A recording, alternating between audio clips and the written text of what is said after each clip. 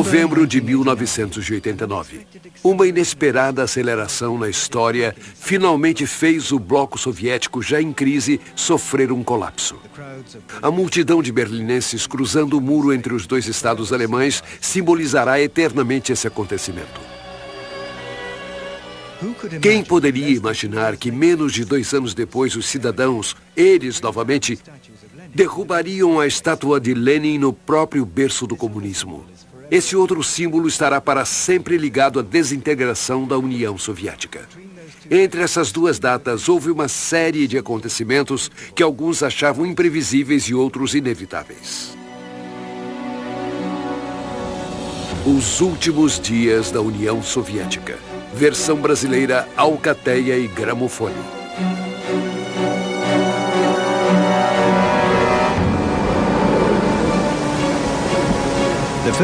O primeiro acontecimento dessa série teve lugar a 4.000 quilômetros de Moscou, em 2 navios assolados pela tempestade no Mediterrâneo, ao largo da costa de Malta.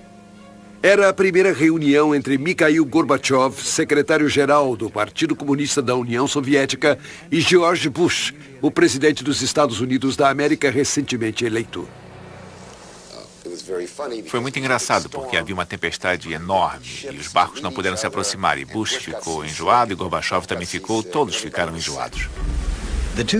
Os dois homens que navegavam ao encontro um do outro naquele mar tumultuado eram os líderes das duas maiores superpotências do mundo. George Bush, presidente dos Estados Unidos da América há menos de 1 ano, sucedera Ronald Reagan, o homem que se referia à União Soviética como o império do mal e que havia levado a um clímax o confronto nuclear com o bloco soviético. Bush continuaria com a política do seu antecessor? Mikhail Gorbachev era secretário-geral do PCUS desde 1985. Na época, ele tinha 54 anos. Trouxe o espírito jovem à liderança do partido e deu início a reformas radicais.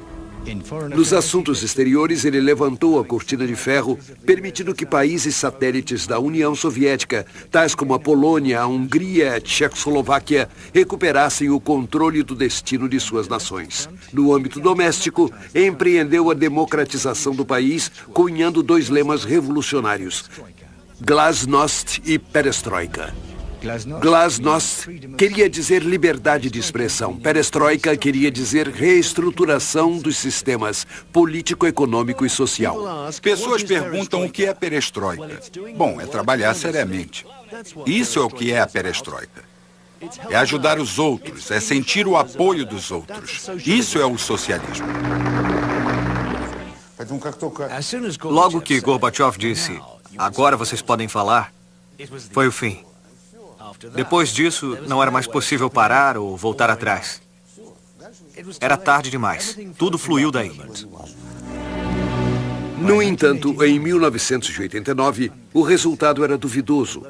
Mesmo que a sociedade soviética estivesse começando a respirar, mesmo que a censura à imprensa tivesse sido abolida e que as liberdades individuais estivessem sendo mais respeitadas e que as prisões arbitrárias tivessem desaparecido, a vida cotidiana dos russos se deteriorava. Foi quando a reunião de Malta teve lugar. Gorbachev chegou à reunião de cúpula em uma posição extremamente fragilizada. Ele tinha uma meta crucial: obter dos americanos o fim da escalada nuclear. Por motivos morais, claro, mas também por motivos econômicos. A redução drástica dos gastos militares o ajudaria a financiar sua famosa perestroika e elevar o nível de vida do seu povo.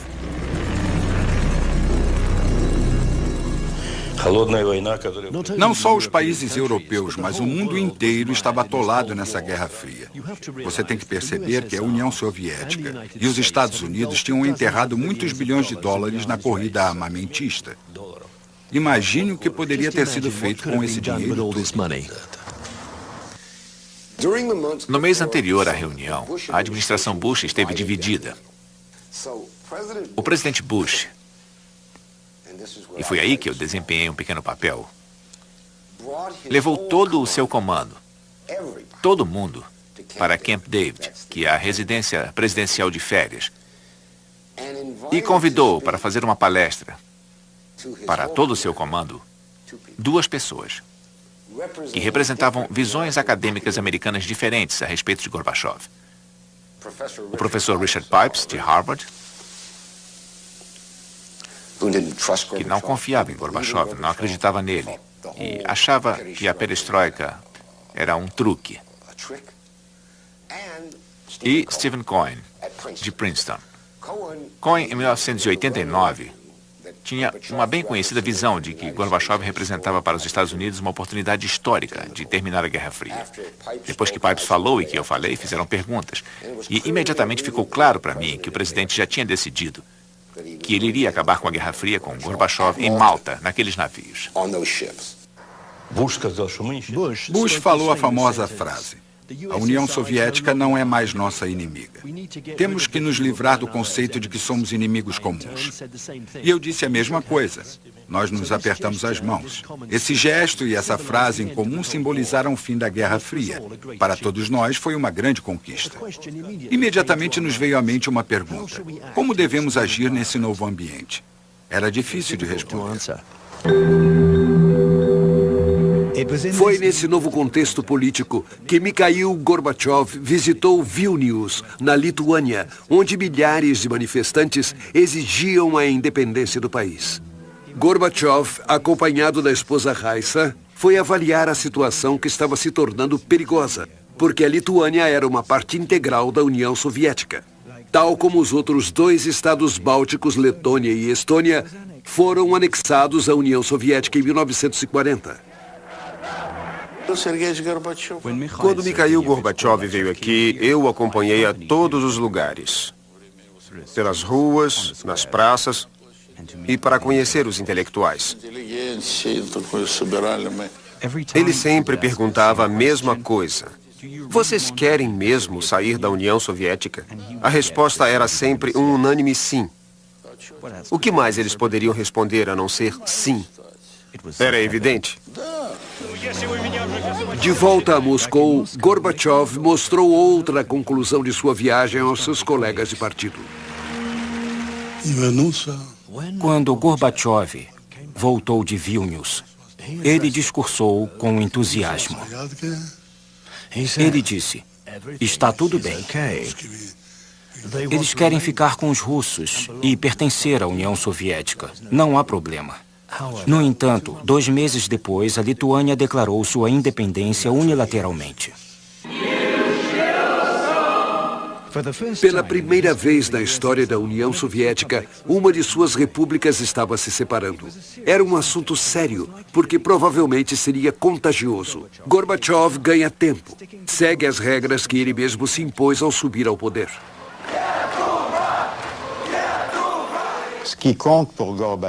O que importa para Gorbachev, e que para mim é prova de suas qualidades excepcionais, é sua ligação a certos princípios morais, sua aversão pelo uso da força, sua formação. Ele era advogado e tinha grande consideração pela primazia da lei.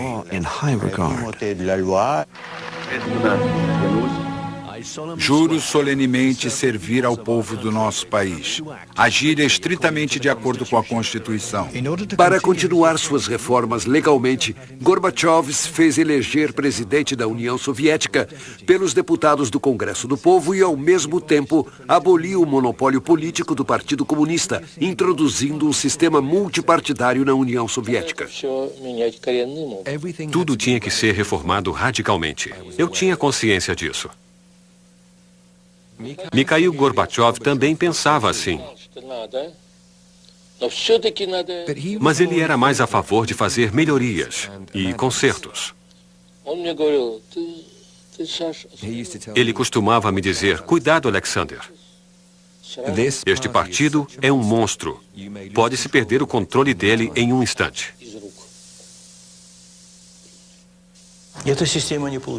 Esse sistema tinha chegado ao fim da linha. Estava desatualizado. Era óbvio, pois seguia uma política autoritária. O Partido Comunista e o sistema administrativo exerciam um controle absoluto. Como pode observar, todos os meus passos inovadores foram contrapostos pela nomenclatura. Era sempre a mesma coisa. Em vez de governar os assuntos e implementar a perestroika, o Partido Comunista começou a retardar todo o processo. Certas pessoas achavam que só seria possível acabar com o sistema comunista desmantelando a União Soviética. Eu não entendia isso, não podia aceitar. Pensei que era melhor construir uma união ao estilo da União Europeia. Por isso, preparei um novo plano econômico que deveria ser levado a cabo em 500 dias. Tive que intervir nesse assunto durante os debates parlamentares para criticar severamente Yavlinsky e o próprio Gorbachev. Eu lhes disse, como podemos mudar para uma economia de mercado em 500 dias se nem criamos uma teoria de liberdade de mercado? Como podemos resolver esse problema em 500 dias? É loucura.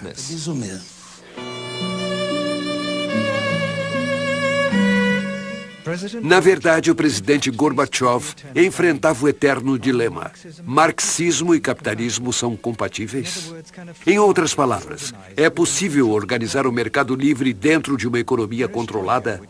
A perestroika, que deveria resolver isso, não teve o efeito esperado.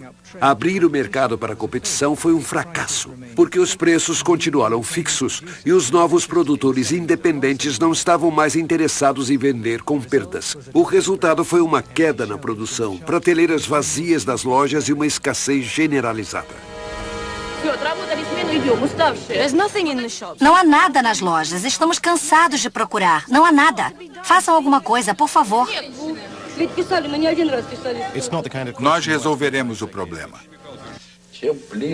2 meses antes da eleição, Gorbachev já falava da necessidade de liberar os preços dos artigos de primeira necessidade. Mas quanto mais próximo chegava o momento de decidir, mais sua caneta se distanciava do papel. Gorbachev postergou e finalmente desistiu do seu plano. Mas era tarde demais. O dólar, negociado de forma ilegal, tornou-se a moeda de referência. O rublo desmoronou. A inflação disparou. Mendigos começaram a aparecer nas ruas de Moscou, coisa nunca vista antes. Os salários e as pensões não eram mais pagos regularmente. Em retrospecto, 20 anos depois, Gorbachev critica aquele plano abortado para dar um impulso na mudança econômica. Na verdade, foi um grande erro. É impossível fazer uma transição de um sistema econômico ao outro em 500 dias. Fracassamos mesmo. O fracasso foi tão extenso que no dia 1º de maio de 1990, pela primeira vez na história da União Soviética, o líder de um país foi obrigado a descer do pódio oficial na Praça Vermelha pelas vaias da multidão.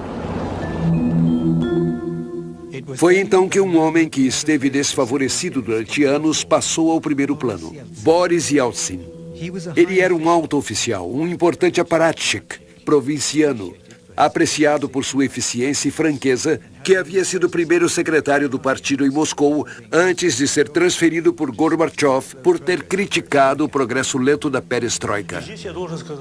Devo admitir que a nomeação de Yeltsin foi um erro conjunto do partido.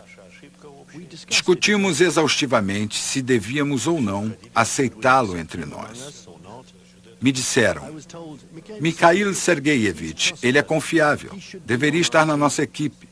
Ele não irá hesitar, ele tomará decisões. Então o aceitamos. E como tudo isso acabou? Bom, isso você sabe. Deputado do povo eleito à frente dos reformistas comunistas, Boris Yeltsin nunca perdeu uma chance de mostrar sua hostilidade contra Gorbachev. Regularmente ele o atacava no parlamento. Chegou a hora de dar à sociedade uma imagem objetiva da situação. Isso é o que Mikhail Sergeyevich Gorbachev deveria ter feito. Ele proclamou a perestroika e, claro, tem responsabilidade primordial na crise atual. A política externa de Gorbachev foi tão criticada quanto os fracassos da perestroika. Ele foi acusado de ter sucumbido aos poderes do Ocidente, não apenas por não ter negociado seriamente a partida das tropas soviéticas da Alemanha Oriental, mas também por um assunto muito mais importante. A administração Bush, disse a Mikhail Sergeyevich: todos concordamos que a Alemanha deve ser unificada. Esse assunto não pode ser adiado.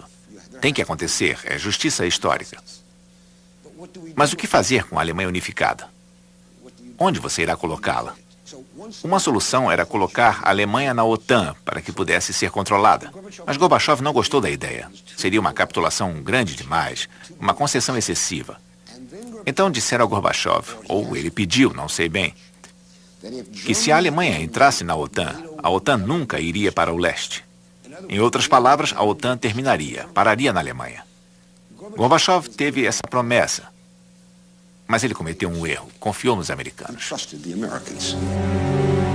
Era óbvio que os poloneses, os húngaros e os tchecos fariam qualquer coisa para entrar na OTAN, forçando os limites da organização até as fronteiras da União Soviética.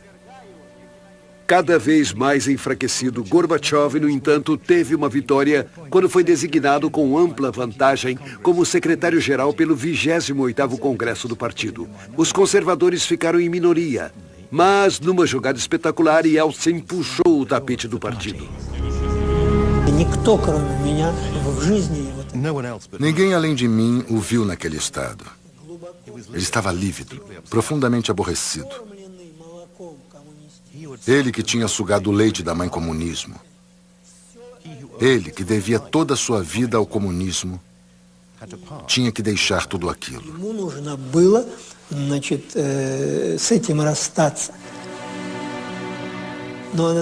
Lembro daquela hora na sala do Congresso no Kremlin. Ele é visto de costas, andando pelo corredor. Ele que tinha sido tão poderoso e implacável, agora estava destruído. Na verdade, andando desse modo, ele estava indo para um novo poder em potencial. No outono de 1990, a situação era a seguinte. Os democratas tinham derrubado Gorbachev depois que ele tinha abandonado o plano de 500 dias. E os comunistas também lhe viraram as costas, alegando: para que você nos serviria depois de tudo que você nos fez? Então ele foi deixado em suspenso. Nesse vácuo, o presidente Gorbachev foi forçado a escolher. Como ele não poderia se entender com Yeltsin, tanto política quanto pessoalmente, ele recorreu aos comunistas, apesar deles o terem culpado de ter quebrado o monopólio do partido. No outono, ele organizou uma nova equipe determinada. Nomeou Boris Pogo como ministro do Interior, Dmitry Yazov como ministro da Defesa e Vladimir Kryuchkov como chefe da KGB. E fez novas concessões para os da linha dura, nomeando Gennady Yanaev como vice-presidente e Valentin Pavlov como primeiro-ministro. Essa mudança de direção foi tão surpreendente que seu mais fiel companheiro de armas, Edvard Shevardnadze, renunciou. Isto é o advento da ditadura. Eu declaro, com plena consciência, ninguém sabe como será essa ditadura, quem será o ditador ou quais serão suas diretrizes. Mas quero dizer uma coisa. Eu renuncio. Faço isso em protesto contra a ditadura. Obrigado.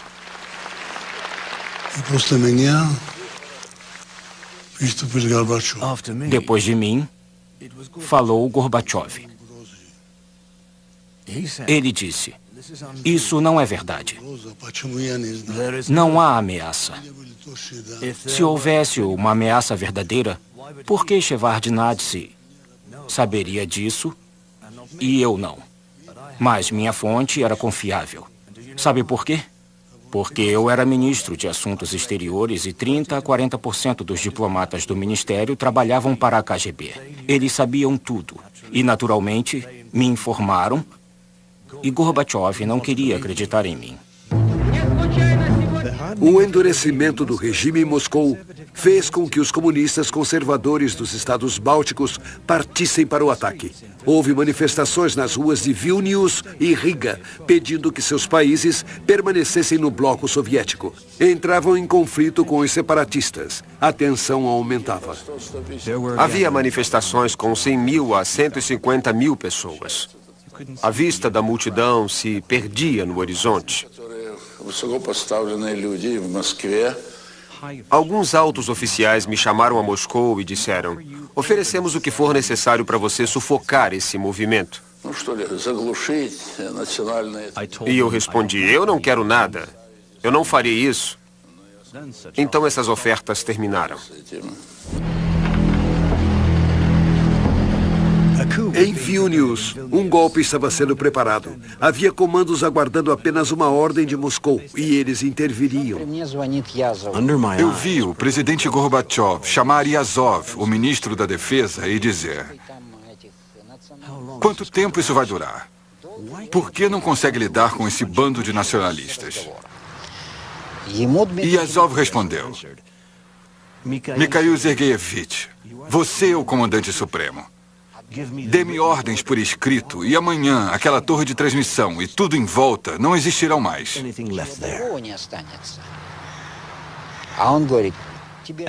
E Gorbachev disse: minha palavra não é suficiente para você? Na verdade, ninguém queria se responsabilizar pelo derramamento de sangue.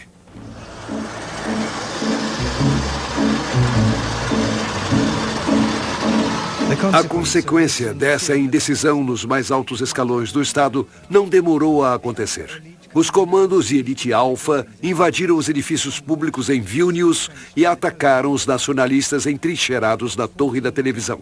Houve 14 mortos e 700 feridos. Acontecimentos semelhantes ocorreram em Riga, com 4 mortes. Gorbachev reagiu imediatamente, fato raro nos líderes soviéticos.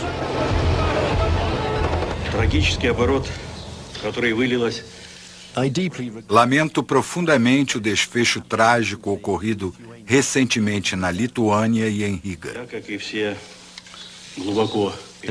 E expresso meus mais sinceros pêsames às famílias afetadas por essa tragédia. As notícias das mortes em Riga e em Vilnius tiveram um efeito retumbante na União Soviética e no mundo ocidental.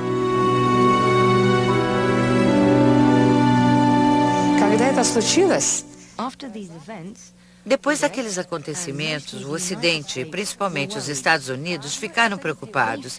Temiam que isso desestabilizasse não só os países orientais, que se tornaram independentes recentemente, mas também a própria União Soviética.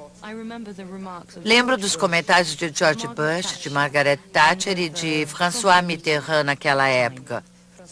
Eles temiam que esses acontecimentos pudessem impedir a perestroika de Gorbachev. Eles gostavam de Gorbachev, contanto que ele levasse a cabo a esperança que eles tinham em uma verdadeira democratização da União Soviética. Então, para dar mais um passo no longo caminho para a democracia e ganhar novamente o controle da situação, o presidente Gorbachev decidiu organizar um referendo, o primeiro e até agora o último na história do país. Perguntava à população se a União Soviética deveria ser signatária de um novo tratado de união ainda por ser definido. 76% das respostas foram positivas. No mesmo dia, houve outro referendo exclusivamente na Rússia. 70% dos votos foram a favor de estabelecer a função de presidente da Rússia, eleito por sufrágio universal. No dia 16 de junho, Boris Yeltsin fez o juramento. Tinha acabado de ser eleito o primeiro presidente da Rússia. Moscou agora era a sede de duas partes opostas. A da União Soviética, representada por Gorbachev, e a da Rússia, com Yeltsin no comando, encarnando as esperanças do povo russo.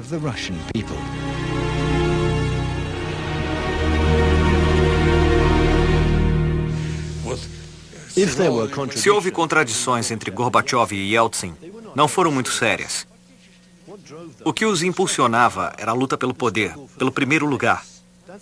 Foi isso o que aconteceu, o que houve entre eles. Esses dois homens amavam tanto o poder que eu imagino que, se Yeltsin tivesse se tornado secretário-geral do partido, o partido teria se fortificado. Esse é o paradoxo. Nessa luta, Gorbachev foi prejudicado pelos resultados econômicos. Para tirar o país da profunda depressão cuja causa havia sido atribuída a ele, não teve outro remédio a não ser voltar-se para o Ocidente. Queria obter ajuda econômica em grande escala e conseguiu ser convidado a Londres para a reunião do G7, os países mais industrializados do mundo. Foram ditas belas palavras e ele fez um discurso impressionante. Escutem, eu fiz tudo o que me disseram para fazer. Me pediram para consultar especialistas, eu consultei. Me mandaram especialistas americanos, me pediram para liberar os preços e foi isso que eu fiz. Me pediram para liberar os mercados e eu liberei. Mas agora não tenho mais saída. Se vocês não me ajudarem, será um desastre. Mas quem surpreendeu ainda mais foi o Major, o primeiro-ministro inglês que presidia a reunião. Ele o cumprimentou, o acompanhou para fora e depois nos reuniu para discutir o assunto. Para minha surpresa, Major disse, é verdade, é preciso ajudar Gorbachev, mas o futuro é incerto e nós teremos obrigações. Temos que guardar alguma provisão para os seus sucessores. Foi bem surpreendente, já que foi a admissão da ideia de que Gorbachev estava para cair. Eles preferiam Yeltsin. Yeltsin era um líder brutal e duro, contrário à democracia, e que eles acreditavam que poderia manter a Rússia sob controle. Era o tipo de pessoa que Clinton queria no poder. Gorbachev estava indo em direção... Ele poderia ter tentado encaminhar a Rússia para uma democracia, uma social-democracia, e para uma reforma de independência que o Ocidente não queria. Eles preferiam ter um ditador que fizesse o que eles quisessem. Se o G7 tivesse dado a Gorbachev um grande pacote financeiro de ajuda econômica, financeira e de crédito, não teria havido uma tentativa de golpe. Nunca teriam ousado ir contra Gorbachev se ele tivesse um pacote de ajuda financeira de 20 bilhões de dólares. Nunca teriam feito isso. Gorbachev voltou de Londres com as mãos vazias e sabia que sua posição política estava por um fio. As férias de verão estavam próximas e circulavam rumores de um golpe de Estado. Tinha um fundamento. Um golpe estava sendo preparado há muito tempo por um pequeno grupo, todos próximos ao presidente Gorbachev ou membros do seu governo. Começou em dezembro de 1990. Não nos encontrávamos todos juntos. Nos reuníamos em pequenos comitês. O país estava indo para a ruína e era necessário tomar medidas extraordinárias para deter esse processo. Tínhamos a Constituição da União Soviética por detrás e o referendo de março, quando as pessoas tinham dito um firme não à dissolução da União Soviética. Os aspirantes a golpistas se opunham fortemente ao novo tratado preparado por Gorbachev, que tornaria a União Soviética uma federação de estados soberanos, cada qual gozando de um grande grau de independência. O projeto de um tratado para criar a nova União estava pronto. Foi publicado no fim de julho. Os principais problemas estavam quase resolvidos. O dia da assinatura já tinha sido marcado, seria no dia 20 de agosto. Os primeiros a assinar seriam Rússia e Bielorrússia. Os conspiradores pensaram, agora é a hora de agir. Foi isso que aconteceu. No dia 18 de agosto, enquanto Gorbachev e a mulher Raissa e a família estavam em férias na residência presidencial na Crimeia, algo preocupante ocorreu. O Ministério da Defesa cortou a eletricidade e o telefone na residência presidencial. Os militares me disseram que tinham recebido a ordem. Foi isso que aconteceu. E eles saíram de lá. Enquanto isso, navios da Marinha Soviética patrulhavam ostensivamente ao longo da costa. A ideia era criar uma sensação de tensão na residência. Pouco tempo depois, uma delegação de ministros e membros do parlamento entrou na residência de Gorbachev.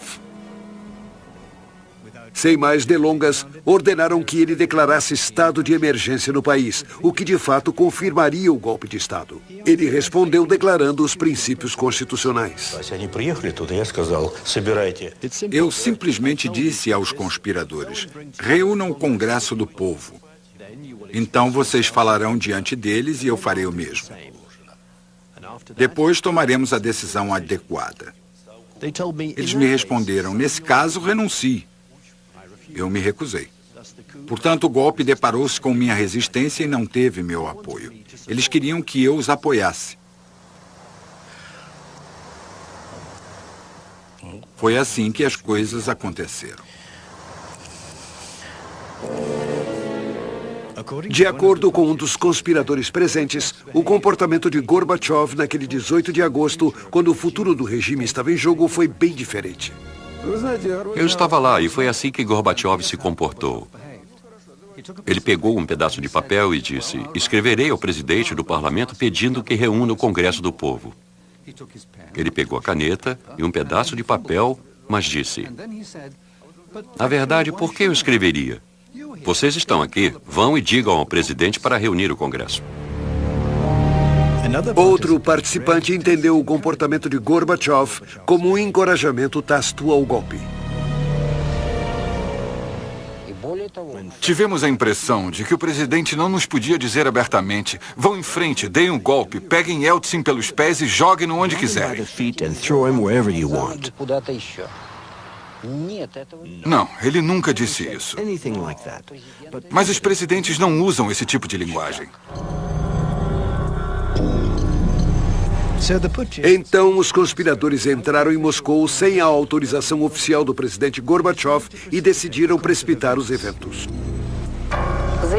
Declaração dos líderes soviéticos. Devido a Mikhail Gorbachev estar incapacitado por motivos de saúde a exercer suas funções de presidente da União Soviética, conforme a linha 7 do artigo 137 da Constituição, declara-se o estado de emergência. 500 tanques entraram em Moscou. Foi Yazov, ministro da Defesa, quem dera a ordem. Posicionaram-se em lugares estratégicos, em volta de ministérios, na rádio, na televisão. Rodearam o parlamento da Rússia, a Casa Branca.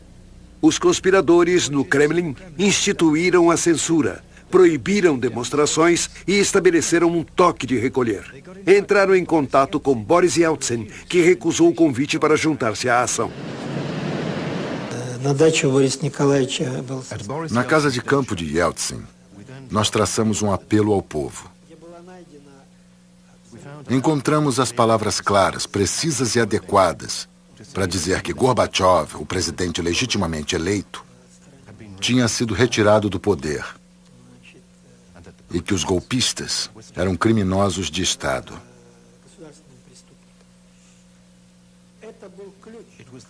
Foi a chave para o que iria acontecer naqueles próximos 3 dias. Aquela simples frase foi uma frase destinada à comunidade internacional e também ao povo dentro de nossas fronteiras.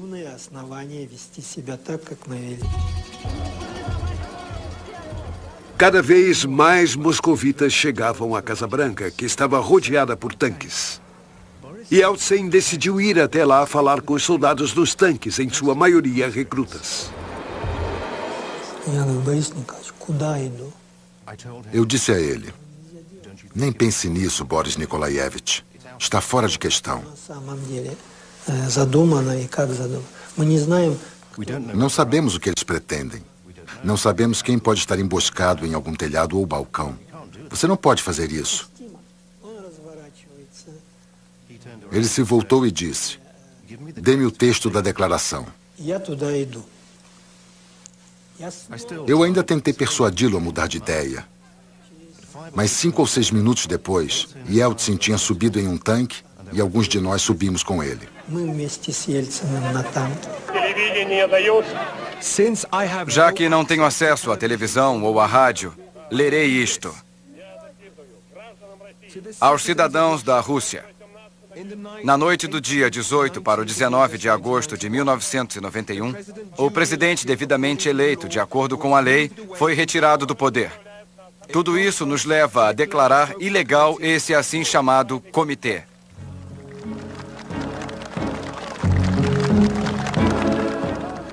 A declaração de Yeltsin teve um efeito imediato nos manifestantes que tinham ido à procura de um líder. Os jovens soldados dos tanques não sabiam o que fazer.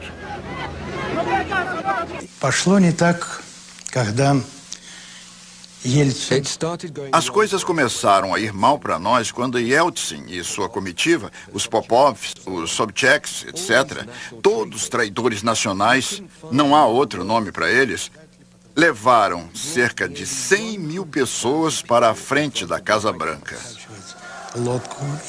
Isso afundou o barco de vez.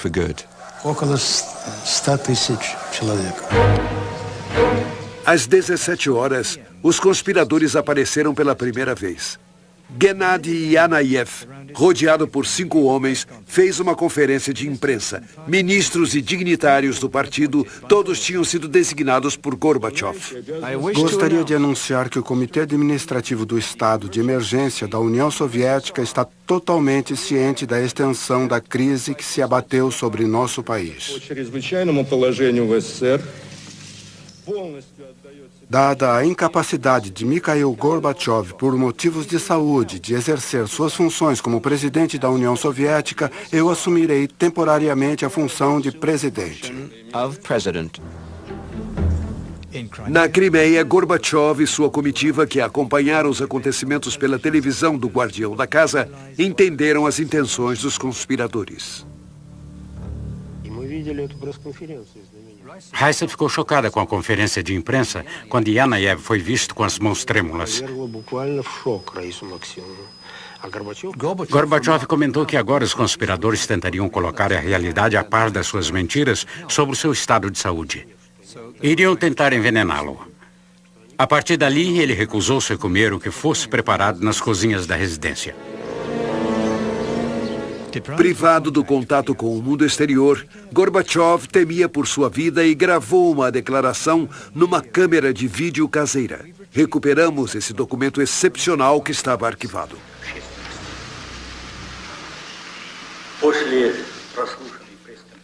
Depois da conferência de imprensa do Comitê do Estado de Emergência, dirigido pelo camarada Yanayev, compreendi que os públicos russo e estrangeiro tinham sido mal informados. Declaro que tudo o que foi dito sobre minha saúde é falso.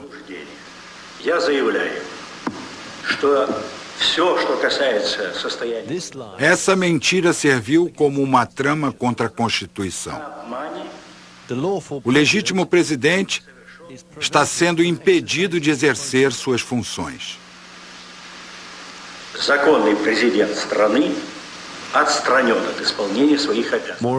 Além do mais, a residência na Crimeia, onde estou passando férias, está cercada por soldados.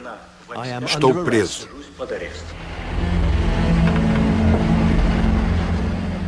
No dia seguinte, Yeltsin, que passara a noite no parlamento protegido por um forte serviço de segurança, recebeu cada vez mais apoio do país e do estrangeiro.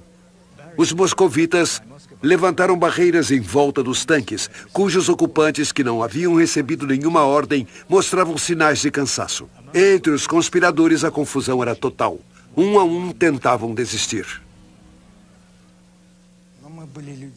Todos nós, membros do Comitê do Estado de Emergência, não conseguimos mandar atirar no nosso próprio povo.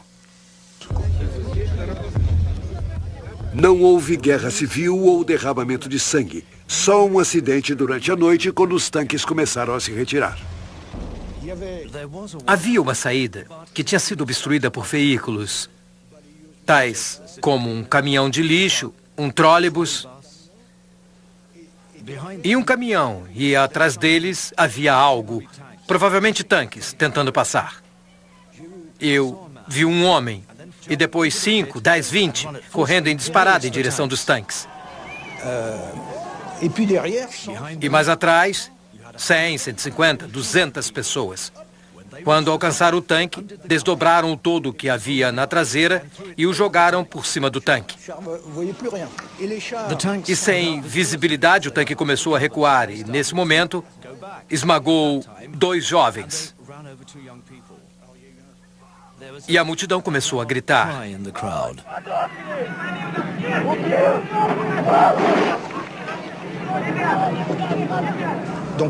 Os soldados saíram do tanque.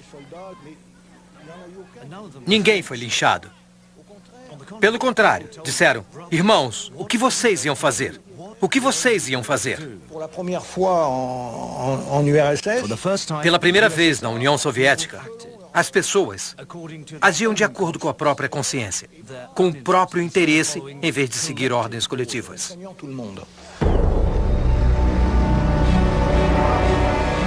Na manhã do dia 21 de agosto, o estado de emergência foi levantado. Os golpistas se entregaram. Os tanques voltaram às casernas rodeados pela celebração popular.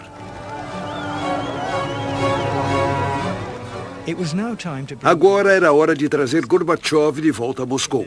Em pânico, os golpistas decidiram mandar Vladimir Kryushkov e alguns outros para a Crimeia. Acharam que, estando perto de Gorbachev, poderiam proteger-se das consequências do tumulto que haviam causado. Ao ouvir isso, Yeltsin, que suspeitava de uma possível traição, decidiu mandar seu vice-presidente Rutskoy buscar Gorbachev. Ele então apareceria como o salvador de Gorbachev aos olhos da opinião mundial. Portanto, Yeltsin informou sua iniciativa às embaixadas ocidentais em Moscou. Eu estava em contato com a embaixada francesa de lá, que me informou que um avião iria partir. Eu falei com o embaixador: coloque alguém nesse avião, coloque alguém nesse avião.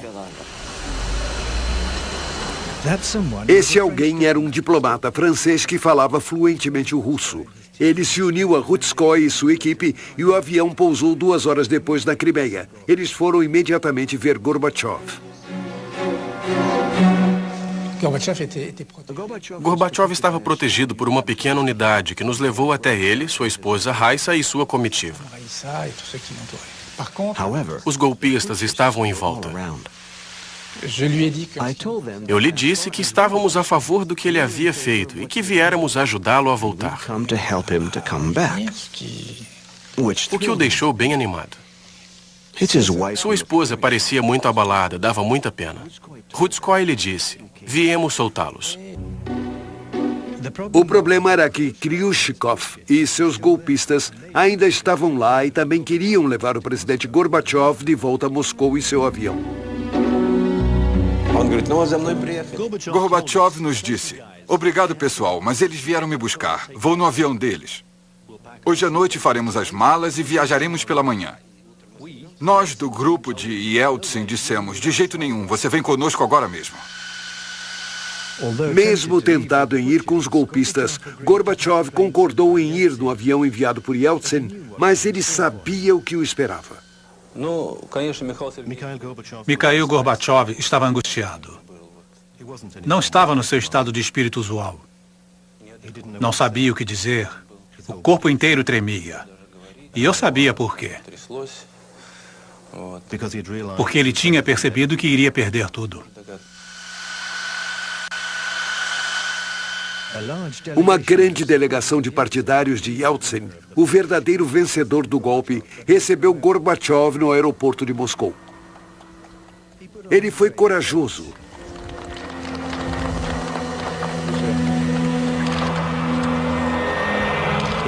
A esposa Raissa e a neta estavam visivelmente assustadas. Ele condenou vigorosamente o golpe, mas não teve outro remédio senão homenagear seu libertador. Gostaria de expressar minha gratidão ao povo russo e ao seu presidente Boris Yeltsin por sua postura firme contra esse movimento.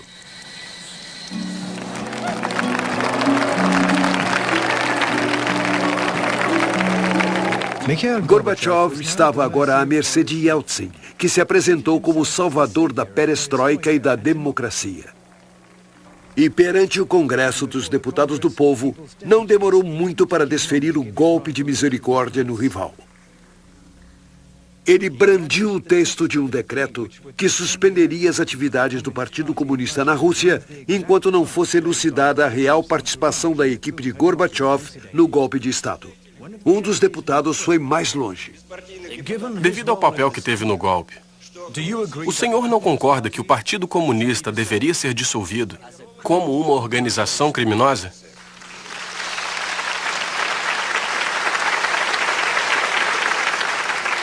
Ну что же, вопрос поставлен в предельно откровенной форме. Já que a pergunta foi tão direta, responderei da mesma forma. Когда вы говорите партию запретить как преступное... Quando o senhor fala da dissolução do Partido Comunista como uma organização criminosa, eu não concordo em absoluto. Proibir simplesmente o partido seria um erro da parte do governo e do presidente democrático. Nesse ponto ocorreu uma cena incrível. Yeltsin subiu a bancada. Ele queria que Gorbachev assinasse o decreto com ele. O presidente resistiu. Yeltsin insistiu. Gorbachev recusou. Yeltsin voltou à sua cadeira e... Camaradas, para terminar com isso, permita-me assinar o decreto pondo um fim à atividade do Partido Comunista Russo.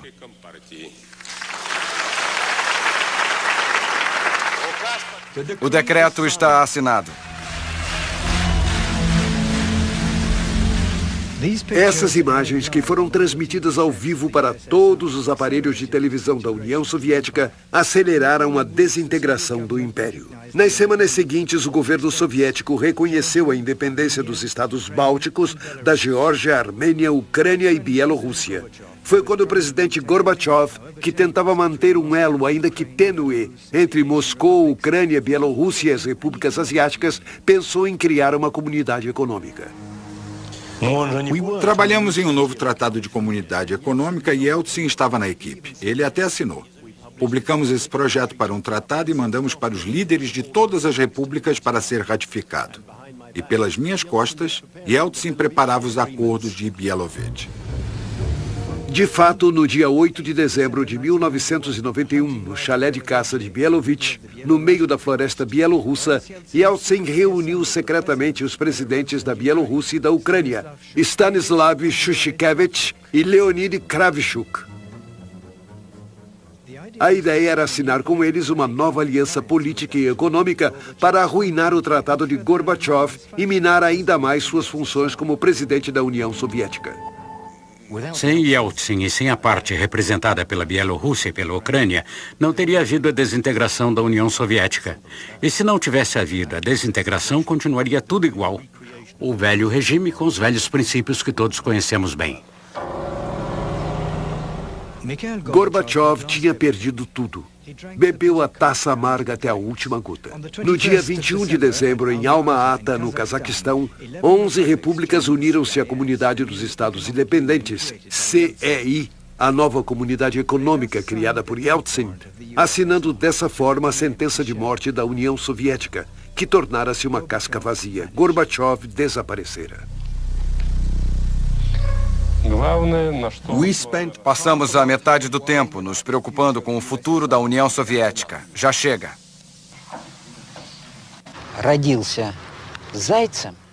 Uma lebre, quando nasce, nunca se tornará um lobo ou um leão.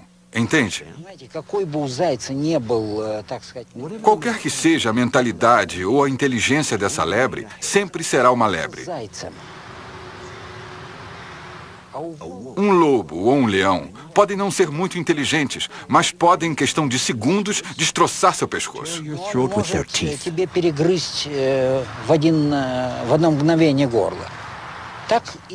Isso dá uma ideia da relação entre Yeltsin e Gorbachev.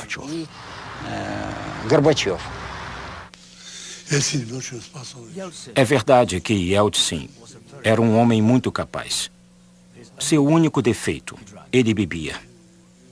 Se você o visitasse pela manhã, ele conversaria normalmente. Mas à tarde, ele já estava bêbado. E se a vodka não estivesse gelada, ele gritava para os assistentes: por que a droga da vodka não está gelada?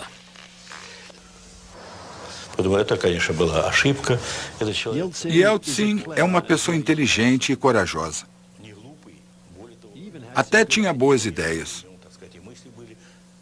Mas era um aventureiro. No Kremlin, Gorbachev só governou os escritórios cada vez mais vazios que o aventureiro Yeltsin tanto queria ocupar. Gorbachev, o apparatchik, que se transformara em democrata, que realmente acreditava na reforma do comunismo. O homem que destruiu o medo que cimentou o sistema soviético por mais de 70 anos foi acusado por seu povo de covardia, indecisão e fraqueza.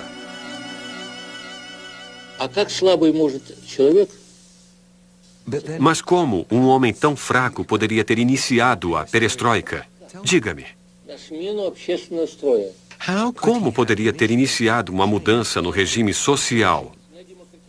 A glasnost, a democratização, a vida parlamentar, o fim da Guerra Fria, o fim da repressão política, o fim da repressão religiosa. Como? Diga-me, percebe o emaranhado de contradições em que nos encontrávamos na época? No dia 25 de dezembro de 1991, às 7 da noite, abandonado por todos, Gorbachev leu sua carta de renúncia.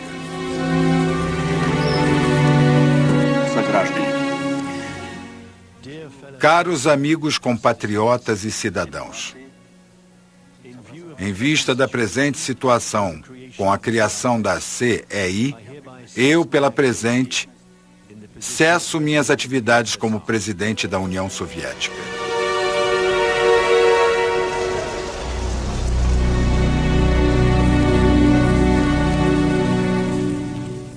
A assinatura de Mikhail Gorbachev no final de sua carta de renúncia ainda nem estava seca e ali perto, no Kremlin, a bandeira da União Soviética estava sendo arriada. Havia tremulado por 74 anos sobre o maior império do século XX. Foi substituída pelas 3 cores da Rússia.